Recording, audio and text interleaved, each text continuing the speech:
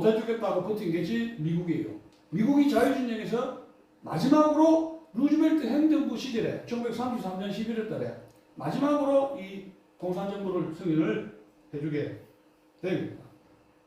근데 우드로 윌슨 행정부 시절에 미국 내에서도 유럽도 마찬가지지만 소위 그 적색 공포 첫 번째 퍼스트 레드 스케라고 한 1년 반 정도 이 벨기에 소동이라고 그러는데 누가 우리나라 정치가 누가 아직도 우리나라에 벨기에가 있어 하다가 지금 뭐 시급한 그 정치가 하나 있죠. 그 사람 누구 하나. 그렇듯이 이게 이제 미국에서 소위 첫 번째 벨기에 소동 한 1년 반 계속이 되고 메카시 소동이 2차 벨기에 소동이다 이렇게 말씀드리고 싶습니다.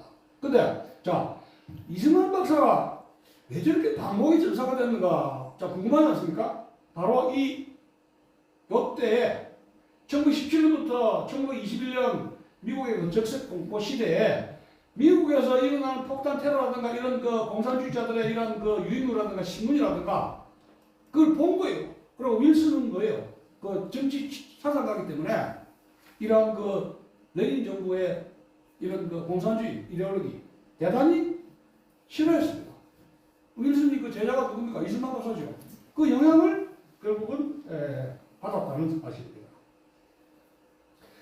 자, 그러다가 이제 그 진척이 됐는데 대공황 이후에 국제 정세가 대단히 그 안 좋게 됩니다. 왜냐? 대공황으로 인해 가지고 이탈리아라든가 독일이라든가 또 일본 같은 경우에는 일본도 파쇼 체제로 가지 않습니까? 그렇기 때문에 그 국제 정세에서 극우 정당들이 이 군비를 강화하고 국내에서는 청년들에게 직장을 주지만 지금 거의 자본주의가 발달되면서 제조업이 발달되면서 대량 생산을 하게 되면 그 대량 생산된 거를 외국에 국내에 팔고 이 제조품이 쌓이지 않습니까? 그걸 팔아먹으려고 하는데 시장이 관세 장벽이라든가 이런 장벽을 통해서 다 막혀 있습니다. 그럼 결국은 뭡니까? 식민지에 팔든지 식민지가 없으면 식민지는 어떻게 됩니까? 그 빼돌라고 강탈할 수밖에 없지 않습니까? 러시아도 배가 고프다 해가지고 우크라이나에 밀곡창 지된다 해가지고 거기서 이제 쳐들어간 것이죠. 30년대에 이런 그 이탈리아라든가 독일이라든가 뭐 동양 일본 같은 경우도 마찬가지지만 청년 실업 문제 또 내부의 애국적인 민족주의를 고양을 하면서 상당히 그 대외 관계에서 대외 정책에서 주변의 약한 나라를 침략함으로써 자신들의 국내 문제를 해결하려는 그런 모습을 띠게 되었습니다. 특히 이제 독일 같은 경우에는 그 베르사유 조약에 대해서 일방적으로 강요를 당했단 말이에요. 거기에 대한 그 복수심으로 그거를 부추겨가지고 히틀러와 나치가 권력을 잡고 이탈리아도 마찬가지죠. 그래서 이 국제 정세가 이 군비, 이탈리아, 독일 이런 그 국가들의 군비 확장의 위기를 느낍니다. 그러면서 이제 전개되는 것이 반파시스트 운동이죠. 그게 이제 유나이티드 프론트, 통일전선과 이 파퓰러 프론트, 인민전선을 구축한 겁니다. 여기서 인민전선이라는 것이 뭐냐? 국제적으로 인민들이 또래들의 계층들이 반파시스트 운동에 앞장서자 이런 뜻이 되는 겁니다. 자, 30년대는 소위 그 미국 공산주의자들이 굉장히 극성을 하게 됩니다. 특히 그 1935년 모스크바의 인터내셔널 국제공산당 제3인터내셔널이 모스크바에서 회의를 해가지고 그 앞으로 파시스트 권력을 쳐부시기 위해서는 자유진영과 연대를 해야 된다. 그동안에 공산당들이 루즈벨트를 반대를 했는데 30년에 지령을 내립니다. 루즈벨트를 지지해서 파시스트를 견제하라. 그런 지령을 내립니다. 그 밑에 보시다시피 2차 대전까지 그 밑에 쭉 보세요. 미국 공산당과 루즈벨트의 관계는 대단히 변화무쌍합니다. 미국 공산당과 루즈벨트의 관계는. 근데 다만 핵심적인 것은 소련의 국익에 충실했다는 겁니다.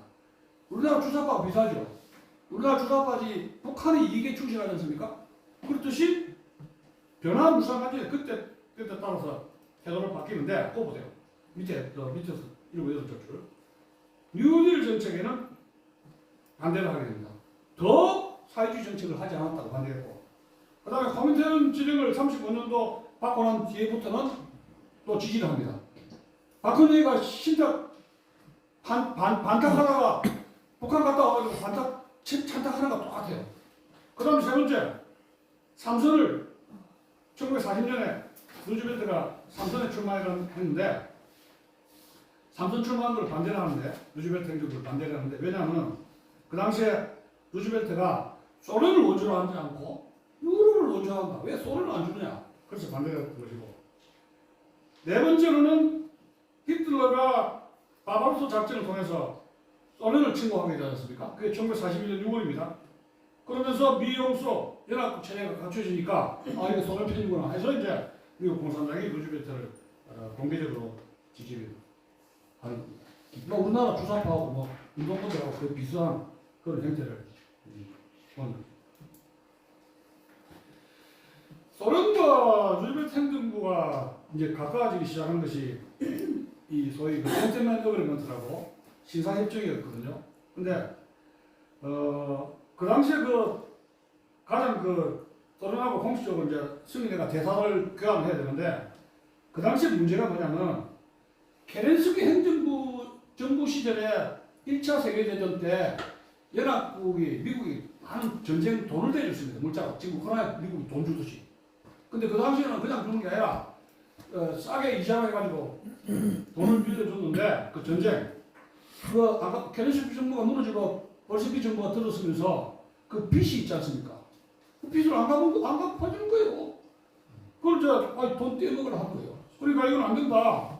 그래서 전쟁 부채 협상을 하면서 결론을 아직 내지를 못했고, 그 다음에 이제 내전 가서 금지라는 것은 이 코민테른이 FDR 지지하라 그랬는데, 국제공산주의 운동에서 그 자유주의적인 나라를 정복하려는 것이 그 마르크스 레닌주의 그거 있지 않습니까?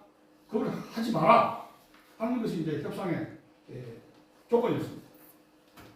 어쨌든 간에 이것이 완결되지 않은 상태에서 국제 정세가 급하니까 이제 서로 이제 소련을 승인을 했는데, 1차적으로 이제 초대 주소 대사였던 인물이 여기 블리트입니다. 블리트가 처음에는 아주 굉장한 열렬한 친소 디플로마트였는데, 원래 이 사람 변호사 출신입니다. 근데 전쟁 부채 협상이 부진하고 우리나라 북한 사람들하고 대화하면은 말도 안 하고 김일성, 김정은이가 그 지시한 메모만 읽는다 그러지 않습니까? 그 깜깜이 죽는다 그래요. 남북 간의 협상도. 근데 대사로 가보니까 소련이 그런 거예요. 꼼짝도 안 하는 거예요. 도청하죠. 따라다니죠. 이거 상대 못하겠구나. 그래서 그 당시에 이 루즈벨트는 독일하고 소련 관계에서 어느 쪽이 미국에 더 위협이냐 이런 거 가지고 다수적으로 이제 논쟁을 보려고 했습니다. 그래서 루즈벨트는 37년 2월달에 이탈리아 대사에게 보낸 편지에서 소련보다는 독일에 대한 위협이 더 심각하다 해가지고 이제 강조점을 독일 히틀러에게 그 위협의 강조점을 두니까 자연히 소련 문제는 최소화시킨 거죠. 그렇게 했던 것이고, 제가 이 루즈벨트의 친소 정책에서 많은 대사들이 나옵니다.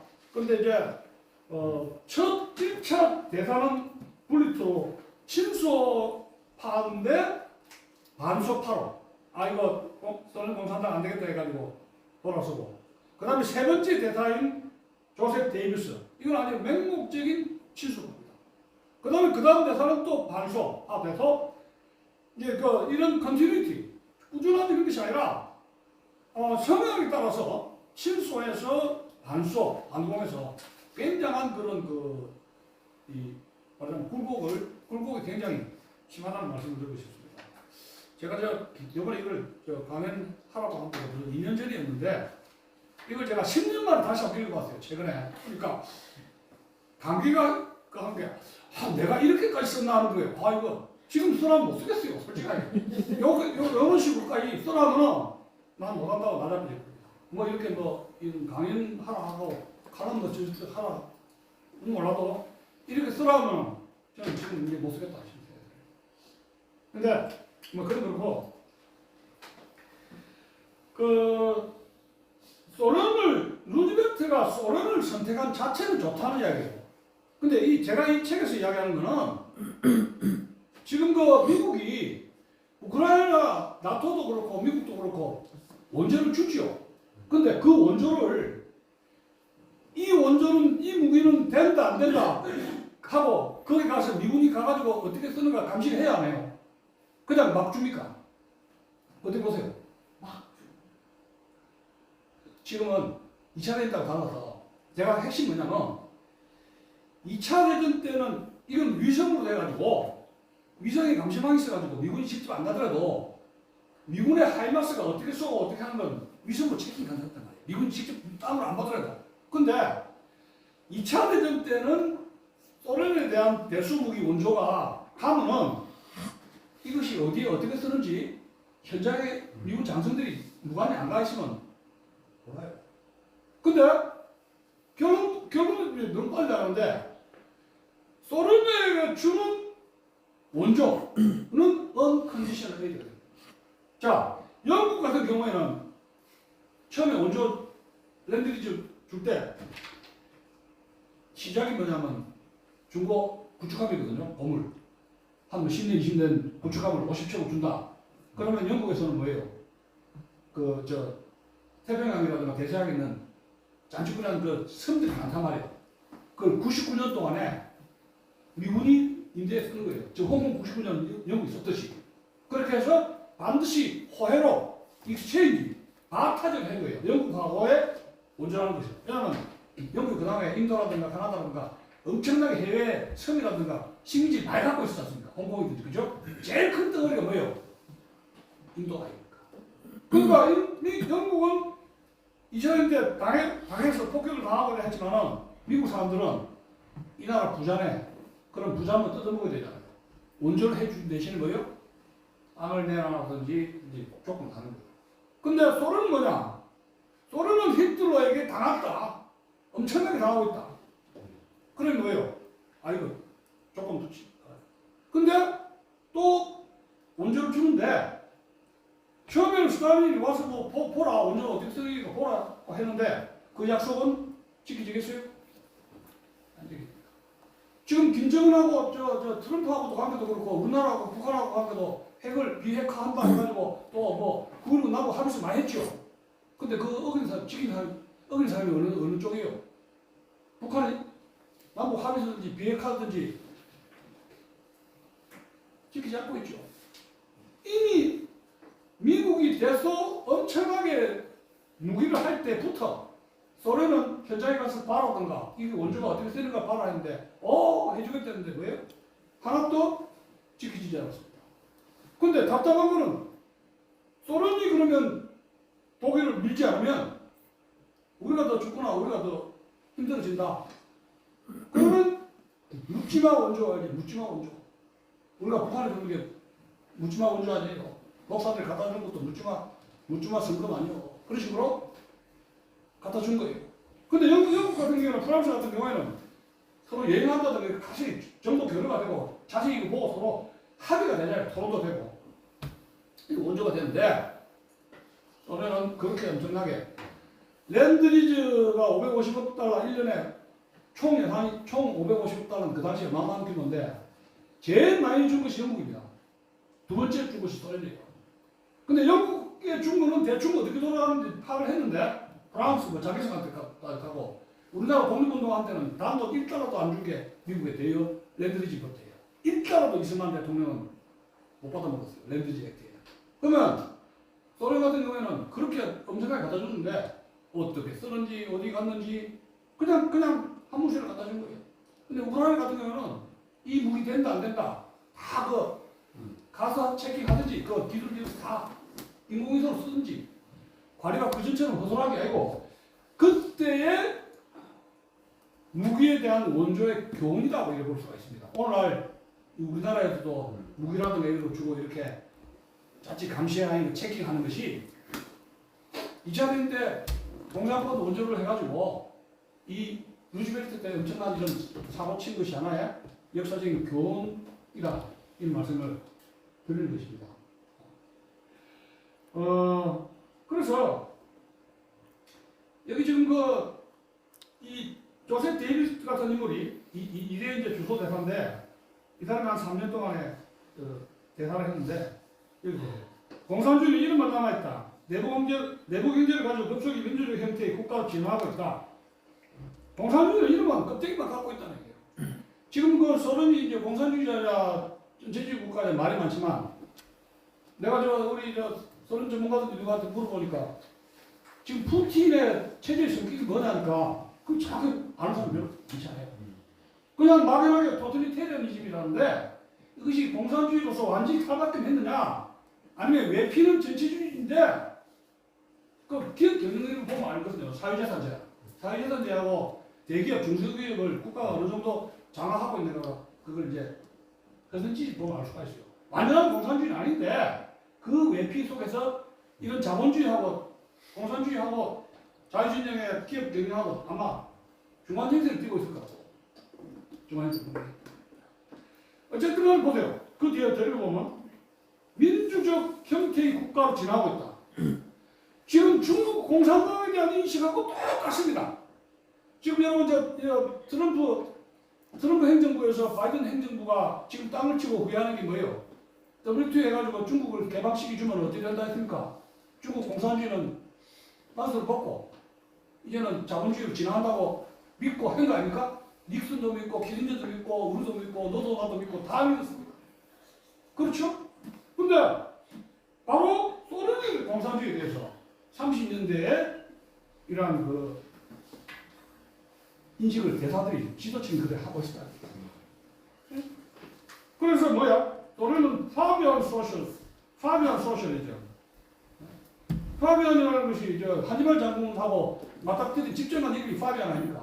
그래가지고 히틀러가 하니발 치면은 빠지고 또 치면 빠지고 점차적으로 아주 하니발 군대를 기진맥진하게 하겠다는 전략이 파비안 택틱이에요. 그래서 점진적으로 이걸 하는 거예요. 근데 궁극적으로 자본주의를 진화한다. 그리고 지금까지도 안 하고 있지 않습니까?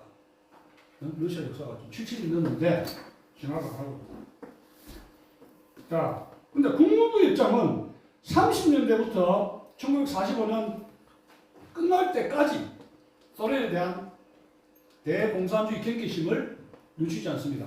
그 대표적인 것이 대수호 봉쇄 정책을 위반했던 조지 캐넌이라는 겁니다. 끝까지 공산주의는 문제가 있다. 마르크스 레닌주의에다가 피터 대제 팽창주의에다가 이러한 심리학적인 공격성을 가지고 있기 때문에 이것은 계속 조심해서 와치를 해야 된다는 생각을 가지니까 그러면 루즈벨트 생각하고는 다르죠. 그러면 루즈벨트는 대외정책에서 외무장관을 카트해야 돼요. 그걸 상의해야 됩니까? 뺀질해야 되죠. 배제시켜요. 국무장관을 갈수록 배제시킵니다. 그때 인물이 코르델 헐인데 제가 다섯 논문 쓰면서 코르델 헐 해고를 보면서 누구인데 이제 건강 1944년에 건강 때문에 사임을 했는데 이 루즈벨트가 자기를 정책 위반해서 벤치시킨 그 원망이 그 회고를 통해서 강간히 묻어나오고 있어요. 국무성을 이렇게 무시한다고. 그러면 국무부에 사람이 필요하면 그 부장관 있잖아요. 국무차관. 국무차관을 선거 벤치라고 했어요. 국무장관은 벤치 놓고 부장관을 이제 모스크바로 보냈거든요. 그럼 사람이 뭐예요? 장관이 병신 만든 거예요. 이번에 여러분 국정원 나고투맨이 사표를 어떻게 냈습니까? 청와대 용산 지구실로 내버렸죠. 자기 바로 상관을 낸 게 아니라 그게 뭐예요? 국정 당시 엿먹으라 그거예요. 그거 아니에요? 그런 식으로 이제 이 벤치를 놓는 거예요. 네. 그건 그렇고 그래서 국무부 입장, 소련에 대한 입장하고 루즈벨트의 입장은 계속 다르니까 루즈벨트는 대소 원조를 강화시키면서 그 백악관 자신의 측근을 통해서 어떤 그룹핑이 형성됩니다. 그게 뭐예요? 용공 친소파의 인맥이 구성이 될 겁니다. 지금 우리나라 여러분 옛날 청와대 주사파 인맥이라면 거기는 용공 친공 세력이 꽈리를 틀 수 있겠죠. 비서실이든지 뭐든지 그죠? 그렇게 하면서 뭐 국정을 장악하는 인맥이 그 장관이라든가 장군들 또 언론 기자들 해서 이제 이런 인맥이 대통령의 그 권한을 막아 안 믿고 그게 그리고 이제 그 핵심 브레인 라이트맨 레프트 최측근을 누구 하죠? 최측근은 어떤 사람을 기억하냐면은 뉴딜 시대에 자기가 믿었던 사람 그 사람들을 상호자는 해리 호킨스라고 이러고 있어요. 그 사람을 처치라든가 이런 스타일이라든가 이런 스페셜 엔보이 특사를 통해서 장관을 보내니까 외무부 인물이 아니고 뉴딜러인 경제통을 자신의 믿고 최측근으로 활용을 해가지고 처치라든가 스타일을 만나게 한 겁니다. 지금 여러분 저 국정원 넘버 투맨이 국정원 출신이 아니고 검사 출신인데 자기 최측근이죠. 윤석열 대통령의 최측근인데 국정원 박으려다가 좀 뭐가 빠개진 거 아닙니까? 그렇듯이 경제통인 해리 호킨스 이런 인물을 자기 최고 신임하니까 외무를 제치고 외교관으로 스페셜 엔보이로 해가지고 돌아다니게 합니다. 왜냐? 해리 호킨스는 루즈벨트 대통령 앞에서는 예스! 예스! 충충충 하니까 이거 쓰기 요임이 좋단 말이야. 그거는 권력 앞에 출세하면은 뭐 미국뿐만 아니라 권력 앞에서 맹종해 출세한다는 그 슬픈 것이죠. 국방부 장관이 이거 서울에서 당신 왜 서해안 출세하려고 승진하려고 국방부 장관이 서해안 그 판문점 거부 사건들은 처리한 게 승진 때문에 권력 앞에서 그냥 예 하는 거예요. 미국도 마찬가지. 그래서 이제 루즈벨트의 그 어떤 그 대통령직을 보면은 1929년 이후에 대공황 국내의 경제 문제를 해결했던 대통령과 그 다음에 2차 대전으로 해서 외교, 군사 문제로 해서 2차 대전 크게 두 파트로 나눌 수가 있다. 근데 어쨌든 간에 국내의 그 뉴딜 정책은 그 하버드대학의 경제학을 전공했듯이 참 이 전공이 무시못해요. 처음에는 자기가 선택을 하는데 선택한 뒤에는 그 전공이 자기가 놓아야 될 수 있다. 그거 직업병이에요. 직업병이라고. 경제 문제 쪽에 하버드 병실 4년 동안 공부를 한 것이 유리 성공을 했습니다. 근데 이제 2차 대전이 결국 터지게 되는데 2차 대전은 미국에서는 양면 전쟁입니다. 미국 사람들이 제일 기피하는 두 가지 전쟁이 있습니다. 핵인 나라 전쟁을 기피하는 무조건. 두 번째, 그 전에 미국은 양면 전쟁을 기피했는데 2차 대전 때 아주 더럽게 걸려버렸어요. 2차 대전 때. 그러면 2차 대전은 1차로 유럽 전쟁이 있고 태평양 전쟁으로 이렇게 나눌 수가 있죠. 자, 한번 생각해 봅시다. 대서양 태평양에서 하나의 섬인데 저 멀리 떨어진 2,3천 마일 떨어진 저 나라에 탱크를 보낸다든가 항공기 보낸다든가 병력을 보낸다는 이런 수송 문제가 장난 아니겠습니까? 보통 문제 아닙니다. 그러면 집중과 선택의 문제가 되죠. 집중과 선택이 된다. 양쪽의 전쟁이 터졌습니다. 유럽 퍼스트 스트라테지. 유럽 우선 전략이 왜? 대상이 가깝잖아요. 그죠? 대상 멀다. 그리고 우리는 유럽으로 들어왔다. 유럽 우선 전략입니다. 그러면 저 중국 문제 태평양은 어떻게 하느냐? 일본으로 하여금 만주라든가 중국 대륙으로 들어가서 거기서 피 흘리고 허허허거리게 진 빠지도록 좀 웨이팅 in the sea 좀 기다리자. 미안하지만 중국 사람한테는 기다리자. 그 다음에 미국은 루즈벨트는 민주주의의 변기창이 되겠다. 아까 얘기했지만 아스네로 데모크라시. 지금 대한민국이 지금 유럽 민주주의에 우크라이나에 유럽 안보에 아스네로 데모크라시 민주주의의 변기창이 되고 있지 않습니까? 참 기가 막힙니다. 국제 정세는 대한민국이 이게 빛을 쫙 비치는데 인터널 어피어 국내가 문제죠. 국내의 적인 문제라 이게. 국내 국제적으로 이거 우크라이나 전쟁이 완전히 뭐가 왔어. 복덕이 왔어. 우크라이나 사람한테는 굉장히 미안한 이야기인데 하여튼 그렇게 됐어요. 국제 정세가. 세 번째는 뭐냐? 랜드리지 액트입니다. 병력을 파견하기 전에 뭐예요? 무기 대여법입니다. 지금 우크라이나에서 미국이 무기를 막 갖다 주지 않습니까? 하이마스라든가 막 탱크라든가 막 자주도 막 갖다 주는데 랜드리지 액트가 1941년 3월 달에 발효가 되는데 이 랜드리지 액트가 뭐냐? 이웃에 화재가 나면은 호수, 고무호수로 해가지고 파이프로 해가지고 물을 해가지고 고무호수를 임대해줄까 불을 끄게 하겠다. 병력을 투입하지 않고 무기, 탄약, 차량, 식량을 대여해주겠다. 그래서 영국, 러시아, 중국 장기석도 랜드리지 받았습니다. 장기석이가 언제 받은 건 뭐냐면 지금 태평양 연안 쪽으로는 일본군이 들어와 있지 않습니까? 그래서 고립이 됐는데 히말라야 산맥, 히말라야 산맥으로 해가지고 군수품이라든가 식량을 조달했어요. 그게 보통 문제예요. 그게 히말라야 그 고공하려면 그 비행기가 그럴 것 같습니다. 그리고 히말라야 쪽으로 해가지고 도로를 놓고 그렇게. 자, 무기 대여청을 만들게 되는데 이 사람이 아까 얘기했지만 청작으로 해리 호기수를 임명해가지고 소비에트 의정서 위원회를 구성을 하게 됩니다. 그래서 제임스 먼저 또 필립 헤이먼 같은 군수 전문가를 대동을 해가지고 무기 대여청에 관리를 해가지고 소련에게 원조를 주게 하는데 자연히 친소파가 등장을 하고 이 친소파는 국무성하고 종전 때까지 계속 갈등을 겪게 됩니다. 왜냐하면 처음에는 이 무기 대여청이 어디에 산하에 있었냐면은 국무 산하에 있었단 말이에요. 국무 산하에 있으니까 루즈벨트가 이 대소 원조를 마음대로 줄 수 없잖아요. 국무를 하나 걸러야 되니까. 자기는 또 국무장관한테 걷는 거를 좀 싫어하고. 이 사람은 루즈벨트는 10대, 20대 유럽을 많이 돌아다녔기 때문에 이런 인식이 있어요. 유럽 문제는 내가 더 잘한다. 나는 어릴 때부터 런던, 파리, 베를린 가봤다. 너는 언제부터 고시해가지고 해야 할 거 아니냐. 나는 유럽을 이미 10대 다 돌아봤다. 그러면서 뭐 어떻게 더 될까? 유럽 문제 내가 가봤다. 외교도 내가 한 더 나아가서. 이 신앙. 그러면, 그래서 이제 백악관에 직접적으로 컨트롤하게 됩니다. 대무구청을 만들어가지고 관리를 하게 되고.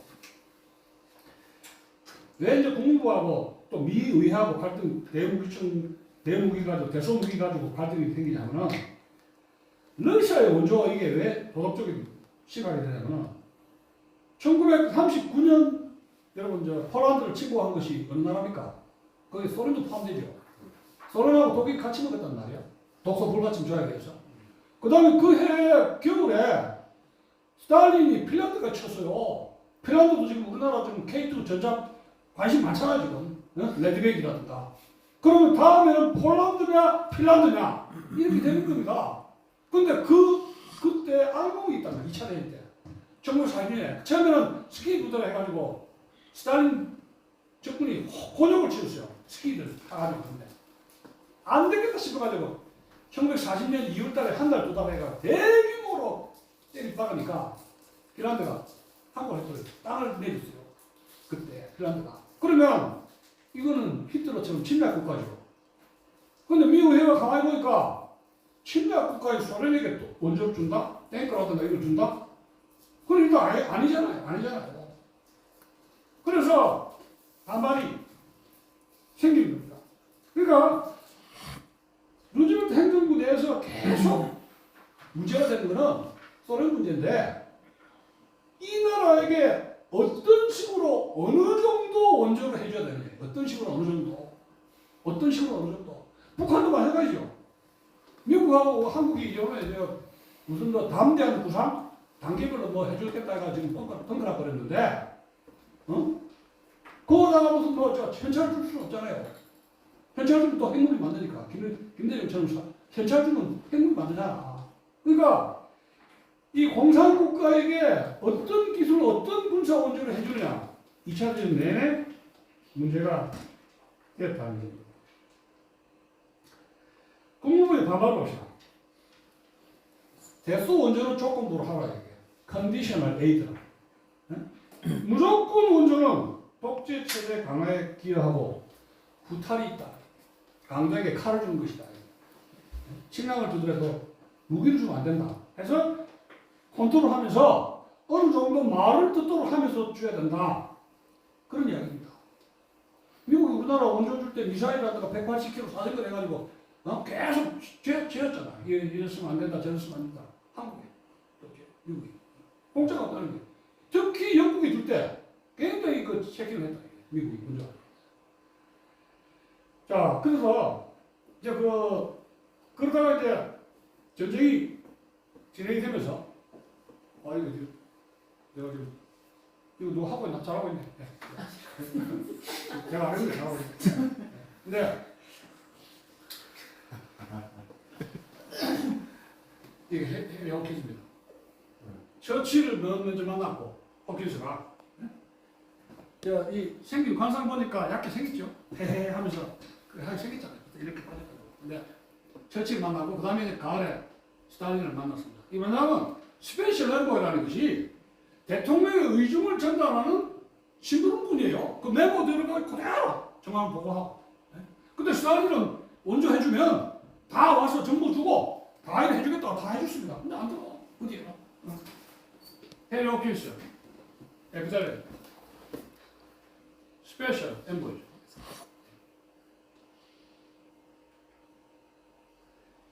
자, 그래서 봅시다. 2차 대전이 진행되면서 이렇게 재정선 문제가 있냐면 히틀러가 바바로사 1941년 6월 달에 소련을 침공한 것이 바바로사 작전인데 이것이 세 군데를 통해서 공격을 합니다. 레닌그라드 1차, 2차 모스코, 3차 스탈린그라드로 해서 총 공세를 피웠는데 이미 어디에서 실패를 했냐면 독일군이 1940년에 여러분 5월 6월 달에 롬멜 장군이 파리를 입성하지 않습니까? 탱크 군단이. 파리가 5월, 그다음에 프랑스 항공한 것이 6월 달에 말이에요. 40년 5월 6월 달입니다. 그 다음에 이제 독일군 루프트와페 폭격기가 런던을 막 뽑았잖아요. 런던을. 그래 한 몇 달 했는데 영국군의 전투기한테 격추당하는 바람에 소강 상태에 빠집니다. 그러면서 다음 해에 이제 소련을 침공한 건데 2차 대전이 유럽 전쟁에서 독소 전쟁으로 원천하게 파이팅이 된 거예요. 전차 그래 500대나 1000대 해가지고 막. 근데 그때 이 루즈벨트 행정부에서는 이들 생각하게 된 겁니다. 야, 이거 소련 붕괴가 소련이 무너지는 게 아니냐. 그럼 급하게 지금 원조를 해줘야 되는 거 하나 문제가 있고. 그 다음에 이제 노르망디라든가 프랑스 연안에서 새로 상륙을 해야 되지 않습니까? 거기 영국군하고 프랑스 군대가 약 30만 명이 프랑스 함락되기 전에 네덜란드 해변에서 다행히 30만 명이 도망을 간 게 있지 않습니까? 도피라는 것이. 그게 40년 정황인데 상륙 제2전선을 구축을 해가지고 상륙을 해야 되는데 빨리 해야 된다. 그러면 언제 어느 때 제2전선을 구축하느냐. 처칠은 노르망디 쪽으로 가지 마라. 프랑스적으로. 지금 급한 것이 수에즈 운하라든가 이런 이집트라든가. 왜냐하면 영국에 식민지가 많았어요. 알제리라든가 북아프리카 알죠? 수에즈 나일강 쪽에 그쪽을 상륙해야 된다. 영국도 식민지가 왜 많은데 그쪽으로 해가지고 이탈리아로 가가지고 이탈리아를 무솔리니를 먼저 깨고 알프스 산맥을 넘어가지고 베를린, 오스트리아로 쳐자, 비엔나로 치자. 이게 이제 첫째 구상입니다. 그런데 루즈벨트의 생각은 이게 이제 미국 군부하고 생각은 아프리카 가면은 시간이 많이 걸리지 않습니까? 시간이. 또 알프스 산맥을 넘어야 된다. 바로 노르망디로 가서 베를린을 가자. 그게 이제 한 1년 이상 끈 거예요. 근데 이 소련 외상이라든가 스탈린, 모로토프 이런 인물들은 왜 제2전선을 빨리 구축하지 않느냐 해서 1942년부터 1943년 사이에 계속 영국하고 루즈벨트 미국 쪽하고 제2전선을 빨리 구축하라고 쏘아댄 겁니다. 그런 상태에서 무기는 줬지만 재전선이 지연되는 과정에서 루즈벨트는 스탈린에게 어떤 생각을 하게 되냐면 I'm sorry 어떤 죄책감이라든가 미안한 감정을 느끼게 되었다는 사실입니다. 여러분 알다시피 노르망디에 재전선 구축된 것이 6월달이죠. 노르망디 상륙 때 아이젠하워 총사령관에서 1944년 6월달에 노르망디 상륙작전을 했는데 나는 역사가들은 이게 조금 늦었다. 시기가 좀 늦었다는 것인데 여기서 우리가 주목해야 될 것은 2차 대전 시에 미국의 그 내셔널 인터레스트 그 다음에 이제 그 전시 정책 그 궁극적인 속내가 뭔가 이런 걸 우리가 한번 생각해 볼 필요가 있습니다. 특히 루즈벨트가 처칠과의 관계, 루즈벨트가 스탈린과의 관계의 속내가 무엇인가 이런 걸 우리가 한번 생각해 볼 수가 있는데 1차 세계대전에서 2차 세계대전 사이에 영국하고 미국은 같이 선이죠. 미국은 선인데 크다는 것 뿐이에요. 같은 선인데 선과 선, 영국과 미국하고는 충돌하는 게 어디에 있습니까? sea, 바다에 있죠. 바다에서 충돌하게 되는 이해관계가. 그 다음에 영국은 많은 식민지를 갖고 있죠. 근데 미국이 대서양이든지 태평양을 건너가려면 거창스럽게 걸리는 게 뭐예요? 영국의 뭐예요? 식민지. 무슨 말이겠죠? 그러니까 소련은 저 멀리지만 당장에 미국이 거창스럽게 어디 좀 쫙쫙 뻗어 가려고 그러는데 옛날에 비행기가 발달한 게 아니라 바다 건너서 무역을 하고 미국 사람들은 해외 진처럼 무역을 해가지고 돈을 벌겠다 그게.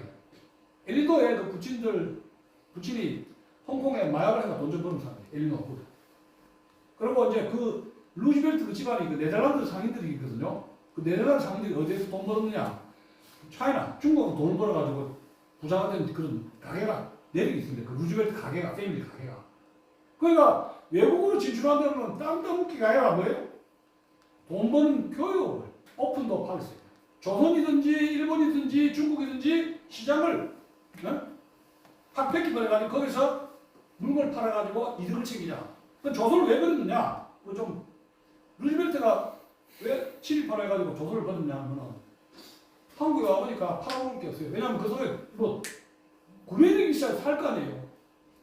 일본은 구매력이 있어야 뭐가 되는데 이득이 되는데 한국은 보니까 구매력이 떨어지니까 그런 거예요. 시장이 위에. 네. 2차 대전 때의 미국의 속내는 대영 제국을 해체해가지고 그들이 가지고 있는 그 인도라든가 가나다나 다른 많은 섬들, 태평양이라든가 괌에 많은 섬들이 있단 말이에요.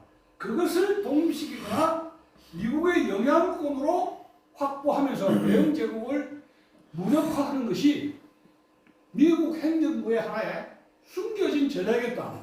이런 걸 말씀을 제가 드리고 싶은 거예요.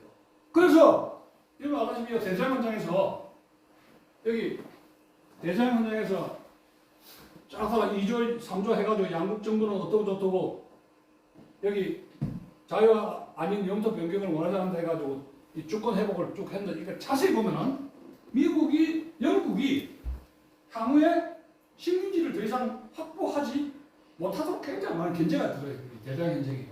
그래서 처칠이 루즈벨트를 만나가지고 도와달라 했지만은 루즈벨트는 궁극적으로는 대행적으로 손을 봐가지고 해체시키게 되겠다. 왜? 1차 세계대전의 문제는 뭐의 문제라? 레닌의 문제도 아니고 아메리카의 문제도 아니고 유럽, 영국의 제국주의 영토 문제로 딱 뜨기 때문에 그런 의식이 있어요. 제국주의 나쁘다. 영토, 식민지 나쁘다. 이제는 해산시키고 독립을 시켜야 된다. 다음부터 독립시다. 식민지들 독립시켜야 된다. 이런 의식을 가지고 있다는 겁니다. 그리고 모든 문제는 유엔 국제법을 통해서 유엔이든지 그런 데 가서 해결하자. 이런 인식이 강했다는 겁니다. 그냥 원조를 해줘도 처칠이 그걸 알 거 아닙니까? 마음이 불편한 거예요. 처칠도. 그러면 스탈린은 뭐냐? 낙생긴 나라인데 소련은 이제 그 피터 제제 이야기는 하지 않고 소련을 달래가지고 유엔에서 함께 협동하자. 이게 신생 국가고 독일로부터 엄청나게 붙어 있단 말이에요. 2차 대전 때 사망자가 600만, 일단 엄청나게 1000만 이상의 사상자가 났을 거예요. 엄청나게 얻어터졌다. 그러면 이 스탈린은 어쨌든 간에 경제적인 원조라든가 달래면 어쨌든 간에 이 소련하고 같이 가야 된다. 소련과 영국을 힘이 강한 영국의 식민지는 쭈그러뜨리고 스탈린이 그 신뢰 국가고 많이 얻어터졌잖아요. 독일이 얻어터졌으니까 이거는 좀 이렇게 관리 이거 좀 물질적으로 이렇게 더 해주면 감옥해가지고 이렇게 하면은 균형을 맞춰주면 미중 속 균형을 맞추면 미국이 거기서 오야농도로 하면서 양쪽에 이렇게 배팅해서 밸런스를 잡아주면은 유엔을 통해서 하면은 이게 세계 평화가 올 수 있지 않을까. 거기다가 이제 중국의 장개석 정부 끌어들여서 빅포즈 해서 관리해야겠다. 이 함이 이제 그게 유명한 그 뒤에 나오지만 그 전시회견인데 2차 대전중에서 이 많은 그 전략가들이 군사 전략가들이 지적을 하는 것이 미국의 행정부 시절에 지적을 하는 것이 전쟁 목적이 뭐냐. 그럼 다 왜 이거 무슨 질문 이런 질문이 있을까 하겠지만 전쟁에 이길 수 있는 것은 밀리터리 스트라테지죠. 군사적인 그죠? 무조건 이기면 돼. 이겨라. 그러면 여러분 풋볼이라든가 야구라든가 이런 스포츠 게임은 끝나서 승전보고 걸리고 와와와 하는데 국가 간의 전쟁이 끝나면은 뭐가 남습니까? 스포츠 게임은 허전합니다. 진짜 끝나고 하면요. 아무것도 없어요. 노래 끝나면 유행어 부르고 마듯이 무대 스테이지처럼 흥분합니다. 남는 게 뭐예요? 우크라이나 전쟁이 여러분 끝나면 남는 게 뭐겠어요? 우리는 무기 팔아먹지만 우크라이나가 남는 건 뭐겠어요? 푸틴은 남는 게 뭐예요? 장사는 전쟁을 왜 합니까? 남는 장사 하라고 그럽니까? 감옥 수도가라고 전쟁하는 겁니까? 반드시 폴리티컬 골, 정치적 목적이 있기 때문에 하는 겁니다. 푸틴이 우크라이나 전쟁을 일으킨 것은 자신의 정치적 목적을 계산해서 전쟁을 한 것이죠. 그러면 미국이 그 많은 돈 대주고 병력을 보내고 해서 전쟁 목적이 뭐야? 최소한 어떤 구도를 가지고 전쟁에 들어가서 이렇게 결국 이건 궁극적 마지막은 군사 전략이 우리가 원하는 정치적인 목표에 어느 정도 부합했는가 이런 의무를 제기를 하게 되는 겁니다. 반드시 뭐예요? 국가의 전쟁은 마지막에는 정치적인 이득을 계산하고 전쟁을 하는 것이지. 그런데 여러분도 알다시피 1차 세계대전 때 클라우제비치의 거기 나오면서 1차 대전 때 전쟁을 지휘한 사람들이 그 루덴돌프라고 합참에서 다 했단 말이야.